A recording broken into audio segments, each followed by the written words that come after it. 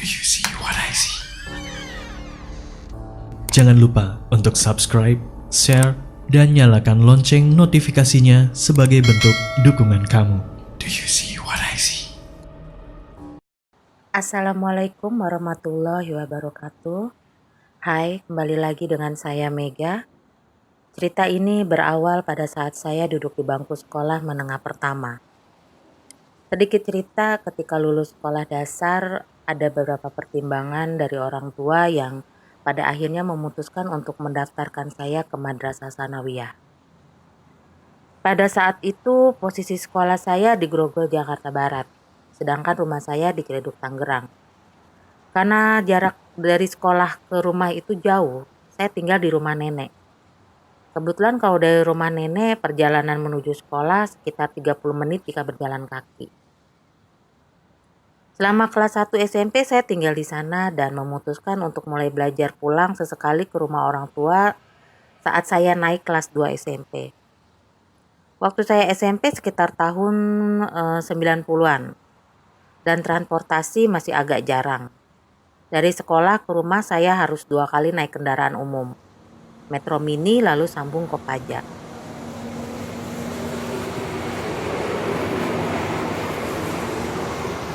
Itu pun Kopaja yang seharusnya menuju ke rumah saya seringkali tidak sampai tujuan, dikarenakan sudah larut malam. Apalagi kalau penumpang sepi, itu udah pasti diturunin di tengah jalan. Jadwal saya masuk sekolah jam 12 siang, pulang jam 5 sore saat itu. Hari Sabtu saya mau pulang ke rumah orang tua. Setelah bel pulang berbunyi, saya langsung berlari keluar sekolah. Karena saya harus ngejar naik Kopaja supaya dapat agak sore, tapi saya kurang beruntung karena saya nggak bisa langsung naik Kopaja pada saat Kopaja yang sesak dan penuh. Saya harus bersabar untuk nunggu Kopaja selanjutnya. Ya karena jumlah kendaraannya juga kan nggak banyak, jadi harus berdesakan. Sampai langit gelap saya masih nunggu Kopaja datang. Sempet ada pikiran untuk balik pulang ke rumah nenek. Tapi karena tanggung, akhirnya saya memutuskan untuk tetap pulang ke rumah orang tua. Keputusan yang akan sedikit saya sesali nantinya. Tidak lama kemudian saya mendapatkan Kopaja yang lumayan tidak terlalu penuh. Saya bisa naik walaupun masih berdiri. Selama di perjalanan saya khawatir diturunin di tengah jalan karena malam sudah semakin larut. Dan prasangka saya benar. Di daerah perapatan Kembangan saya terpaksa melanjutkan perjalanan ke rumah dengan berjalan kaki. Padahal masih jauh jarak ke rumah saya. Kurang lebih membutuhkan waktu sekitar 2 jam berjalan kaki. Sebenarnya bukan jalan kaki yang bikin saya males. Karena waktu duduk di bangku sekolah dasar pun saya sudah sering jalan kaki bersama adik saya. Dari sekolah saya di Kebonjeruk ke rumah saya di Ciledug. Jadi ya sudah biasa.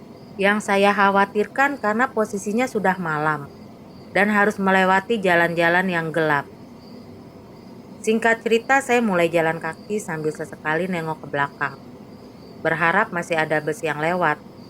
Tapi ternyata sepi banget. Sepi banget keadaannya waktu itu. Gak ada Kopaja yang lewat satupun. Hanya sesekali motor dan mobil pribadi yang lewat. Tapi saya nggak berharap diajak naik atau dikasih tumpangan. Karena saya takut diculik. Sekali 2 kali saya nengok ke belakang untuk memastikan apakah masih ada Kopaja lagi untuk saya tumpangi. Sambil terus melangkah dan saya memastikan lagi ke belakang. Tiba-tiba ada seseorang yang berjalan di belakang saya. Dia sepertinya seumuran saya. Saya bingung. Ini dia jalan dari mana? Kok tahu-tahu ada di belakang? Tapi saya nggak ambil pusing karena yang saya pikirkan cuma mau cepat sampai rumah. Terus sekilas saya lihat dia senyum. Saya balas senyum dan dia berjalan agak cepat supaya lebih bisa ngimbangin jalannya dengan saya. Dia menyapa saya dan saya balas sapaan. Dan singkatnya kita akhirnya berjalan kaki bersama. Karena katanya rumahnya searah dengan rumah saya. Saya senang karena ada teman selama di perjalanan. Kita ngobrol sepanjang jalan. Sesekali saya ketawa karena serunya obrolan kita. Tapi saya ngerasa ada yang janggal pada saat itu. Karena beberapa pengendara motor terlihat aneh menatap saya. Tapi saya cuekin aja. Singkat cerita udah mau deket ke rumah saya. Terus saya nanya dia, kamu tuh rumahnya di mana? Dia nggak jawab, tapi cuman senyum doang gitu. Nah, pas menuju ke rumah saya itu kan ngelewatin jembatan tol. Jembatan penghubung yang melewati jalan tol Kebenjeruk menuju Tangerang. Setelah lewat jembatan itu masih rame, tapi nggak jauh dari itu kita ngelewatin jalan yang pinggirnya kayak tanah kosong. Terus belakang tanah kosong itu area persawahan. Di seberang jalan juga masih tanah kosong. Ada beberapa rumah tapi kayaknya sih kosong deh waktu itu. Saya juga agak lupa. Nah, pas saya nanya gitu kan dia masih senyum tuh. Ya udah, saya nggak lanjutin nanya lagi. Saya pikir mungkin dia nggak mau kasih tahu rumahnya. Saya terusin aja jalan sama dia. Tapi kan kadang-kadang kita nggak bisa jalan sejajar gitu. Karena khawatir keserempet motor atau mobil, jadi sesekali dia itu berjalan di belakang saya. Saat itu hening terasa dan jalanan agak sedikit gelap. Cuma diterangi beberapa lampu penerang jalan. Saya mulai ngomong dalam hati.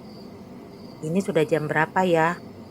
Karena kan waktu itu kan saya nggak punya jam tangan, jadi saya nggak tahu saat itu jam berapa. Saya masih dengar langkah kaki di belakang saya. Saya masih tenang aja karena saya masih aman, masih ada teman yang menemani saya berjalan kaki. Dalam hati masih kepikiran aja, ini dia siapa ya? Rumahnya di mana? Terus kok kayak gitu, kayak aneh gitu orangnya. Kaku terus pandangannya lurus terus. Saya mencoba positive thinking.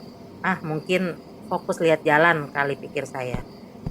Terus kulitnya juga putih tapi pucet gitu. Waktu saya lagi ngomong dalam hati itu kan saya sambil ngelamun tuh. Tiba-tiba saya keinget belum tahu namanya. Seketika saya mau nengok dong ke belakang, mau nanya namanya. Nengoklah saya ke belakang. Ketika pandangan saya udah ke belakang saya, ternyata gak ada siapa-siapa dong. Saya langsung berhenti. Saya nge-freeze sesaat. Saya deg-degan, keringat dingin, kepala langsung pusing. Itu merinding sejadi-jadinya. Terus gak lama, itu seperti ada suara di telinga saya. Berbicara dengan lirih. Dia bilang, "Makasih ya, saya sudah sampai." Berbarengan dengan akhir ucapan dia, pas ada kendaraan lewat dan suaranya kan bikin kaget.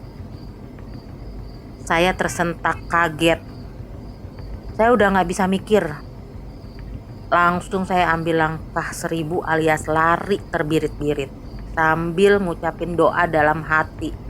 Semoga dia gak sampai ikut ke rumah. Untung aja udah gak jauh lagi rumah saya. Tapi kan masih lumayan, sekitar 15 menit perjalanannya. Saya terus lari sampai masuk ke wilayah sekitar rumah saya. Sudah mulai agak rame dan mulai ada rumah-rumah gitu. Saya berhenti istirahat sebentar sambil ngatur nafas. Saya beraniin diri nengok ke belakang. Khawatir masih ada terus ngikutin. Ternyata alhamdulillahnya udah gak ada. Sambil narik nafas saya lanjutin jalan tapi agak cepet. Begitu saya sampai di rumah, saya langsung buka sepatu, saya masuk, saya cium tangan ke orang tua saya, itu saya langsung duduk ngedeprok di lantai. Sambil ngos-ngosan, saya berusaha ngatur nafas. Mama nanya, "Kenapa kamu? Terus ngapain udah malam gini baru pulang?" Kebiasaan. Kalau udah malam gak usah maksa pulang ke sini. Nanti kalau ada apa-apa gimana? Ya sambil mamah ngoceh, saya cuma bisa bengong, diem dan lemes. Karena saya gak nyangka dengan kejadian yang udah saya alami. Terus saya bersih-bersih. Habis itu saya mau tidur. Sempat merinding ketika saya membayangkan kejadian yang udah saya alami tadi. Saya bergumam dalam hati. Saya ini jalan sama siapa tadi? Terus pantesan aja ya tadi orang-orang ngelihat saya aneh. Kalau memang bener bukan orang, berarti kan gak ada yang bisa lihat dia. Cuman saya doang. Terus mereka pasti pikir saya ini orang gila. Karena saya ngomong sendiri dan saya ketawa sendiri. Itu bener-bener serem banget. Padahal kan bukan malam Jumat posisinya waktu itu. Tapi saya berterima kasih juga sih karena udah nemenin jalan. Terus saya berdoa semoga dia gak ganggu lagi atau dia datang lagi. Dan karena kejadian itu saya lebih milih pulang ke rumah nenek saya kalau memang pulang sekolah terlalu sore dan kemalaman. Dan saya pun minta pindah ke sekolah yang dekat rumah orang tua aja pas saya mau kelas 3 SMP. Akhirnya saya diterima di salah satu sekolah SMP negeri yang gak jauh dari rumah orang tua saya. Demikianlah cerita yang bisa saya bagikan. Terima kasih buat teman-teman yang udah mau dengerin. Semoga kalian sehat selalu. Wassalamualaikum warahmatullahi wabarakatuh.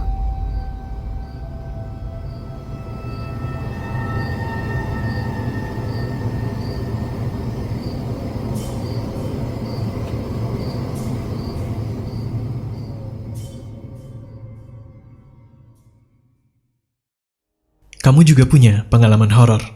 Kirim cerita kamu ke alamat berikut.